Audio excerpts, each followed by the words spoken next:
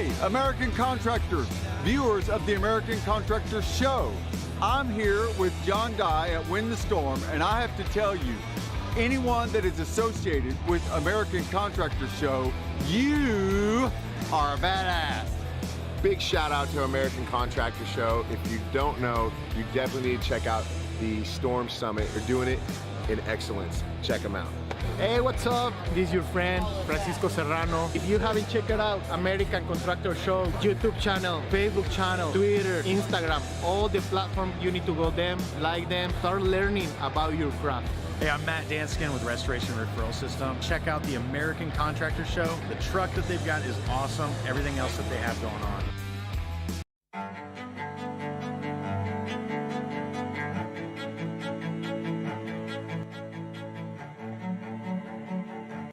This is Larry Bache with the Merlin Law Group, helping policyholders for more than 30 years. If you have a claim or your client has a claim that needs help, please feel free to call the Merlin Law Group because we are the true policyholder advocate.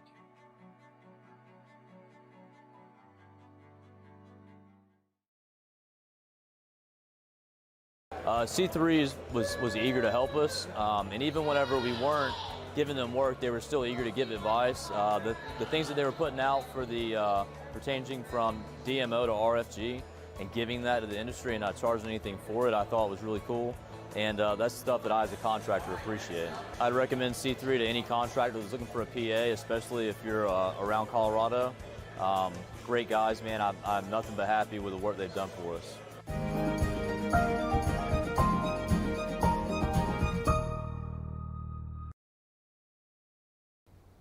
Good afternoon, meteorologist Frank Gaetano here at the Hail Palace for your daily hail forecast. As always, sponsored by C3 Group, Merlin Law Group, and Art of the Supplement, the American Contractor Show now. Thank you guys for sponsoring these videos. We really appreciate you being able to make all of this possible and have us do this on a daily basis. Let's get right into our weather headlines today. We do have marginal wind chances in a couple of areas today along the Blue Ridge Mountain area in the southeast and also in the Ohio Valley, and also late night storms in the plains tonight. Late. Sorry, Chris, you're on call. So kind of feel bad, but you're going to be up all night doing this because hail and wind are possible into the morning hours tomorrow. And then we also have a tropical update. Potentially might be seeing the next name on the list, Ida, forming this weekend in the Caribbean or the Gulf, and we'll take a look at that. But first, let's get into our upcoming events. We've been talking about this one for a while, and we're going to keep talking about it until September 15th, which is the day of the Thunder Road Race for Recovery. It's at the Oklahoma Motorsports Complex. All of the proceeds, 100% of it, goes to roofers in recovery. And I tell you, I've been to the Oklahoma Motorsports Complex and race these go-karts. It's a blast. So make sure you sign up for that, either to race or to sponsor it. Again, that's September 15th. Let's take a look at yesterday's storm reports. Nice little scattering of wind reports and some hail reports across the Midwest. Let's take a zoomed in look here. See these wind reports working their way to the southeast, and then also a bunch of wind reports up in Michigan, and then some scattered hail reports that were in the overnight hours as well that went through parts of Iowa.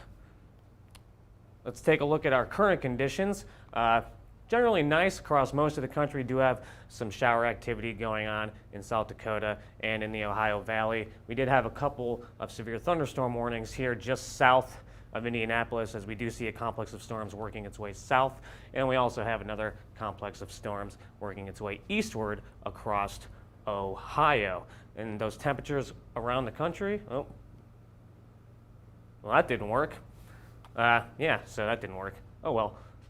Going into our future radar for tonight, this is the late night, 4:30, 5 o'clock in the morning. We see this complex of thunderstorms in the northern plains working its way eastward and southeastward with a hail and wind risk. We'll also see a couple of storms potentially pop up here in northern Colorado, into Wyoming, and then into parts of northwestern Nebraska.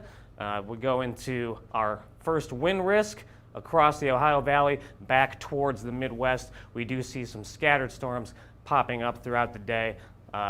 here later tonight, another possible overnight wind risk in parts of the Midwest in south of Chicago, eastern Illinois, working its way towards the east into Indiana in the overnight hours. I'm not thinking it's going to be too severe, but possibility for some gusty winds with that. And then our third risk area, the Blue Ridge area in the southeast, just summertime pop-up thunderstorms, some microbursts possible across the area today. Nothing too crazy. Pretty low-end risk for most of the area, but if it's localized and you do get hit, you could see gusty winds 60 to 70 miles per hour with a microburst if that happens there. What's that look like graphically after we let this run through here? Here's our hail forecast for tonight. This is late night hail forecast across the northern and central plains. We'll zoom in here. Pretty low end chance. Green Bay's not supposed to be on there. I forgot to delete that.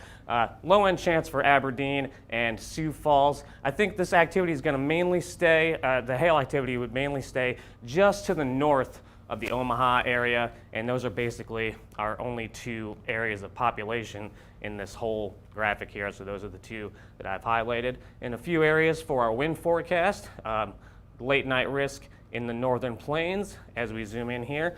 I do have Omaha in this one because the NAM model, which was not the model that I showed here a second ago, did show that complex of thunderstorms pushing to the southeast with possible gusty winds moving through the Omaha area. So I do have a low end chance for Omaha as well as Sioux Falls again and Aberdeen again. And let's work our way down to the southeast. Champaign, Illinois, you have a low end chance for scattered thunderstorms today. And also if that complex later tonight does form far enough south, you could see some gusty winds as well. Cincinnati with a low end chance and Columbus, Ohio with a low end chance throughout the day today with those scattered thunderstorms. The wind forecast, well, not much I can really do about that. As we move down to the southeast, Asheville, you have a marginal chance for wind today, again with these scattered pop-up summer thunderstorms. Same thing for Roanoke, Virginia, and down into Columbia, South Carolina. I left Atlanta out, but it doesn't mean there's a 0% chance, so non-zero chance for Atlanta, but I left them out of the main risk area just because it's got to be very localized for Atlanta to get hit by these storms. Here's our future radar for tomorrow. If I can get this to run, there we go. We worked through the day. We do see some scattered storms popping up in Montana and the northern plains, down in the central plains in northern Nebraska, and just complex of thunderstorms working their way eastward throughout the afternoon and evening hours, working its way over towards Minneapolis as well, right on the edge of the risk area. Let's see what that looks like for our hail forecast for tomorrow.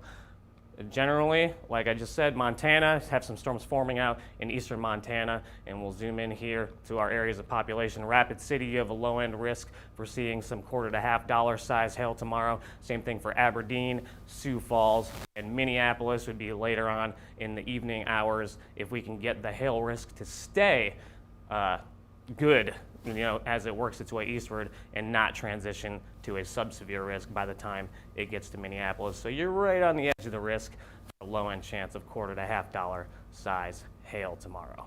Now, let's hop into the tropics. We have three areas that we're looking at. Formation chance for the next 2 days for this area just to the west of the African coast is 20% chance for 2 days and 30% chance for 5 days. It's going to be moving into not really good conditions for formation, so this is pretty much a non-factor right now, not really focusing on that.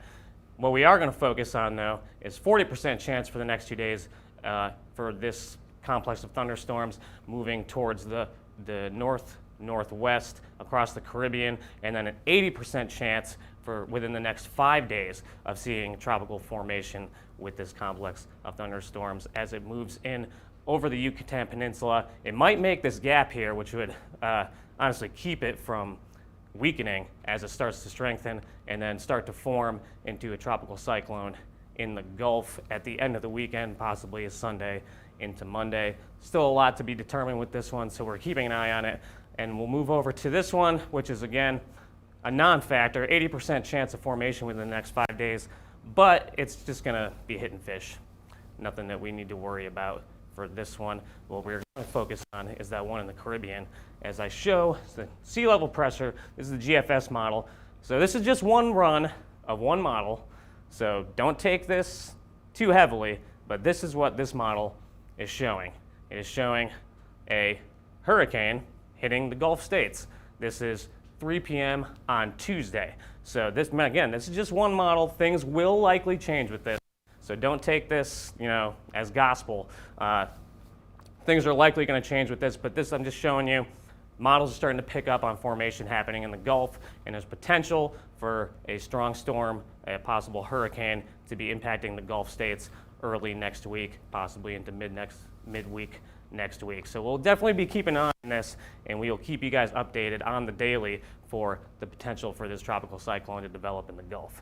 That's all I got for you guys today, though. So make sure you follow us on Facebook, Twitter, Instagram, and YouTube. Click See First on Facebook to be alerted whenever we go live with these videos. And if you want to get in contact with us, 855-334-4245. You can email us at info@hailtrace.com or just visit our website at hailtrace.com to learn more about what we can do for you. And if you want to chat with us in the intercom chat box in the lower right-hand corner of the screen, you can do that to reach us as well. For Hail Trace, I'm meteorologist Frank Gaetano. Everybody have a great rest of your Tuesday.